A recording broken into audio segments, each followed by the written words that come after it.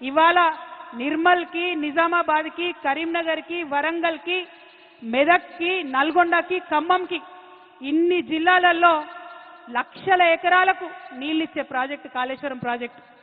డైరెక్ట్గా 20 లక్షల ఎకరాలు, ఇండైరెక్ట్గా ఇంకొక 18.5 లక్షల ఎకరాలకు, అంటే టోటల్గా కాళేశ్వరం పూర్తయితే 40 లక్షల ఎకరాలకు నీళ్ళు వస్తాయి. అవన్నీ పక్కకు పెట్టిండ్రు. కేవలం ఒకటే ఒక కుట్ర, ఏంది? కేసీఆర్కు పేరు రావద్దు. రైతు బంధు ఇచ్చినందుకు కేసీఆర్ని గుండెల్లో పెట్టుకున్నారు రైతులు. వాళ్ళు మర్చిపోవాలి కేసీఆర్ని బద్నాం చేయాలి. అందుకోసం వేసినటువంటి కమిషన్ ఇది తప్పితే ఇంకొకటి కాదు. ఇవాళ నేను ఛాలెంజ్ చేస్తా ఉన్నా ముఖ్యమంత్రి గారిని. మీ గురువు గారు చంద్రబాబు నాయుడు గారు 200 టీఎంసీ గోదావరి నీళ్లు ఎత్తుకపోతా ఉంటే బనకచెర్లకు నేను తీసుకుపోతా అని ఆయన బాజాప్తా కాలర్ ఎగ్రేసి చెప్తా ఉంటే ఎందుకు మీకు ధైర్యం వస్తలేదు లేఖ రాయడానికి? అపెక్స్ కౌన్సిల్ మీటింగ్ పెట్టమని మీరు ఎందుకు అడగలేకపోతా ఉన్నారు? क्या मजबूरी है भाई रेवंत रेड्डी साहब का? कई को नहीं लेटर निकले? हमारा पूरा गोदावरी आंध्रा को लेके जा रहे, हमारा पानी पूरा आंध्रा को लेके जा रहे, क्यों नहीं लेटर लिख रहे? ముఖ్యమంత్రి గారు నేను డిమాండ్ చేస్తా ఉన్నా, గోదావరి పెన్నా లింకేజ్ పేరుతో ఏదైతే ప్రాజెక్టు కట్టి బనకచెర్లకు నీళ్లు తీసుకుపోతా ఉన్నారో అది మీరు తక్షణమే ఆపాలే. మన భూభాగంలో తుపాకుల గూడెం దగ్గరనే ఆ లింకేజ్ పాయింట్ ఉండాలని చెప్పి మీరు ఇమీడియట్ గా కేంద్ర ప్రభుత్వానికి అపెక్స్ కమిటీకి లెటర్ రాయాలని తెలంగాణ జాగృతి తరఫున ప్రభుత్వాన్ని డిమాండ్ చేస్తా ఉన్నాం. అదే విధంగా ఇంకొక మాట మనందరం ఆలోచించుకోవాలి. మనం ఒక చిన్న ఇల్లు కడితేనే అనేక ఇబ్బందులు అవుతాయి, ఏదో ఒక సమస్య వస్తుంది. ఇంత పెద్ద ప్రాజెక్టు కట్టి 40 లక్షల ఎకరాలకు నీళ్ళు ఇవ్వాలంటే చిన్న చిన్న సమస్యలు చాలా వస్తాయి. ఈ మేడిగడ్డ పిల్లర్ ఒకటి కుంగింది, ఇంకొక రెండిటికి పగుళ్ళు వచ్చినాయి. మరి రిపేర్ చేయొచ్చు కదా? రిపేర్ చేసి కేసీఆర్ గారు ఎట్లయితే 20 లక్షల ఎకరాలకు నీళ్ళు ఇచ్చిండ్రో ఇవ్వచ్చు కదా? ఇప్పుడు ఈ కాంగ్రెస్ అధికారంలోకి వచ్చినాక 3 పంటలకు కూడా నీళ్ళు లేకుండా రైతులు నిండబెడుతున్నారు. కేవలం స్వార్థం, కేవలం కుట్ర. మరి ఇదే మెగా కృష్ణారెడ్డి గారు 21 పంప్ హౌజ్లు ఉంటే 20 పంప్ హౌజ్లు ఆయనే చేస్తాడు మెగా కృష్ణారెడ్డి. మెగా కృష్ణారెడ్డిని కమిషన్ ముందుకు పిలిచే ధైర్యం రేవంత్ రెడ్డి గారికి లేదు. చాలా సిగ్గుపడాల్సిన విషయం.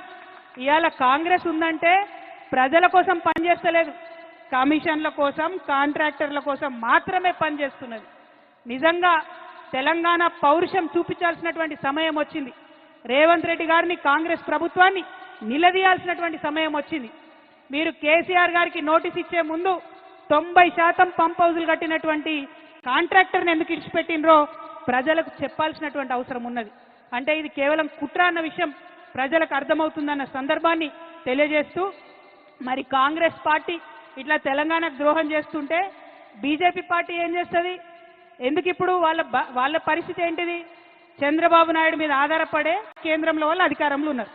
అందుకని చంద్రబాబు నాయుడు గారు తెలంగాణకు ద్రోహం చేసి జలదోపిడీ చేసుకుంటుంటే కూడా కిషన్ రెడ్డి గారు ఒక్క మాట మాట్లాడరు, బండి సంజయ్ గారు ఒక్క మాట మాట్లాడరు. 8 మంది ఎంపీలను గెలిపించి 8 మంది ఎమ్మెల్యేలను గెలిపిస్తే 8 రూపాయలు కూడా మనకు బడ్జెట్లు ఇవ్వకపోతే మాట్లాడేటటువంటి ధైర్యం లేదు. బీజేపీ పార్టీలో ఒకడు తెలంగాణ బిడ్డ ఈటెల రాజేంద్రన్ ఉన్నాడు, మరి ఆయనన్నా మాట్లాడతాడేమో అని నేను అనుకున్నా. కానీ గోదావరి నీళ్లు అక్రమంగా చంద్రబాబు నాయుడు గారు తరలించకపోతుంటే ఈటెల రాజేంద్రన్న కూడా మాట్లాడలే. అన్నా రాజేంద్రన్న, తెలంగాణ ఆడబిడ్డల తరఫున, తెలంగాణ రైతుల తరఫున, తెలంగాణ జాగృతి తరఫున నేను మిమ్మల్ని రిక్వెస్ట్ చేస్తా ఉన్నా. ఆనాడు ఉద్యమంలో మనం ఏమన్నాం? బీజేపీ నాయకులు పదవుల కోసం పెదవులు మూసుకొని ఉన్నారని చెప్పినాం. ఇవాళ మీరు దయచేసి ఆ అపవాదు తెచ్చుకోకండి. మీరు పార్లమెంట్ మెంబర్గా ఉన్నారు, మీరు ప్రధానమంత్రి గారి దగ్గరికి వెళ్ళండి, ఖచ్చితంగా బనకచెర్ల ప్రాజెక్ట్ని ఆపండి. గోదావరి పెన్నా లింకేజ్ మీరు తుపాకుల గూడెం దగ్గర నుంచి తెలంగాణ నుండే పెట్టాలనేటటువంటి డిమాండ్ ఈటెల రాజేందర్ గారు ప్రత్యేకంగా బాధ్యత తీసుకోవాలని తెలంగాణ జాగృతి తరఫున నేను డిమాండ్ చేస్తా ఉన్నా. అదేవిధంగా ఇవాళ కాళేశ్వరం ప్రాజెక్టుకి 1,15,000 కోట్ల అనుమతులు ఉన్నాయి. సిడబ్ల్యూసీ నుంచి అన్ని రకాల అనుమతులు ఉన్నాయి, పర్యావరణ అనుమతులు ఉన్నాయి. ఖచ్చితంగా కాళేశ్వరానికి నేషనల్ ప్రాజెక్ట్ స్టేటస్ తీసుకొచ్చేటటువంటి బాధ్యత కూడా ఈటెల రాజేంద్రన్న తీసుకోవాలని చెప్పి నేను ఈ సందర్భంగా డిమాండ్ చేస్తా ఉన్నా. మరి మీ అందరినీ నేను కోరేది ఒకటే, తెలంగాణ ఉద్యమం పుట్టిందే నీళ్ల కోసం, నిధుల కోసం, నియామకం కోసం. ఇవాళ నీళ్లలో అన్యాయం జరుగుతుంటే చూసుకుంటూ ఊరుకునేదే లేదు. ఒకవేళ మనం డిమాండ్ చేసినట్టు ముఖ్యమంత్రి గారు ఉత్తరం రాయకపోయినా, బీజేపీ పార్టీ వాళ్ళు చర్యలు తీసుకోకపోయినా తెలంగాణ జాగృతిని గల్లీ నుండి ఢిల్లీ దాకా ఉద్యమం చేస్తాం. మన గోదావరి నీటిలో మనకు రావాల్సిన 1000 టీఎంసీలు వచ్చేంత వరకు ఒక్క బొట్టు కూడా బనకచెర్లకు తరలిపోకుండా ఉద్యమాలు చేస్తామని ఈ సందర్భంగా తెలియజేస్తూ, మరి ఇక్కడికి పెద్ద ఎత్తున వచ్చినటువంటి నాయకులకు అందరికి కూడా మనస్ఫూర్తిగా ఉద్యమాభివందనాలు తెలియజేస్తా ఉన్నాను. కేసీఆర్ గారికి నోటీస్ ఇచ్చిరంటే యావత్ తెలంగాణకు నోటీస్ ఇచ్చినట్టే అని భావిస్తూ, మరి కేసీఆర్ గారికి నోటీసులు ఇచ్చి మీరు ఇబ్బంది పెట్టేటటువంటి ప్రయత్నం చేస్తే మేమందరం కూడా ఒక రక్షణ కవచంగా వారి చుట్టూ ఉంటాం. కేసీఆర్ గారి మీద ఈగ వాళ్తే కూడా ఊరుకోమని చెప్పినాం. ఖచ్చితంగా అదే పదునైనటువంటి స్వరం వినిపిస్తామని ఈ సందర్భంగా తెలియజేస్తూ, మరి నీళ్ళిచ్చిన కేసీఆర్కి నోటీసులు ఇవ్వడం అంటే నిజంగా సిగ్గుపడాల్సినటువంటి సందర్భం. మళ్ళొక్కసారి చెప్తా ఉన్నాం, ఖబర్దార్ కాంగ్రెస్ నాయకులారా, ఖబర్దార్ ఖబర్దార్. జై తెలంగాణ, జై కేసీఆర్, జై జాగృతి, జై తెలంగాణ.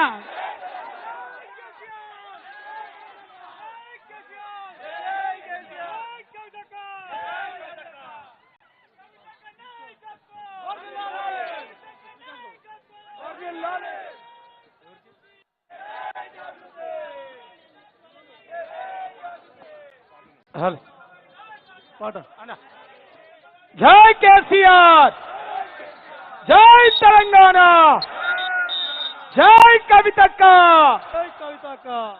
మానవతకు మారు పేరు కేసీఆర్ సారు. అవునా కదా? అవుననుకునేటోళ్ళందరం చేతులు పైకెత్తాలి, పిడికిలు బిగించాలి. జై కేసీఆర్, జై కేసీఆర్. మానవతకు మారు పేరు కేసీఆర్ సారు. మల్ల మల్ల రావాలే మనసు గల్ల మనసారు.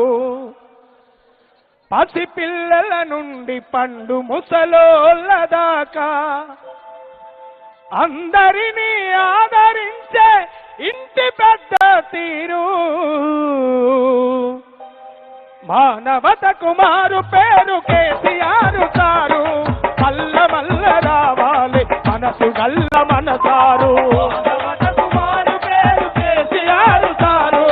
మల్ల మల్ల రావాలి మనసు గల్ల మనసారు. మానవతకు మారు పేరు కేసీఆర్ సారు. మల్ల మల్ల రావాలి మనసు గల్ల మనసారు. మానవతకు మారు పేరు కేసీఆర్ సారు. మల్ల మల్ల రావాలి మనసు గల్ల మనసారు. పసి పిల్లల నుండి పండు ముసలోళ్ళ దాకా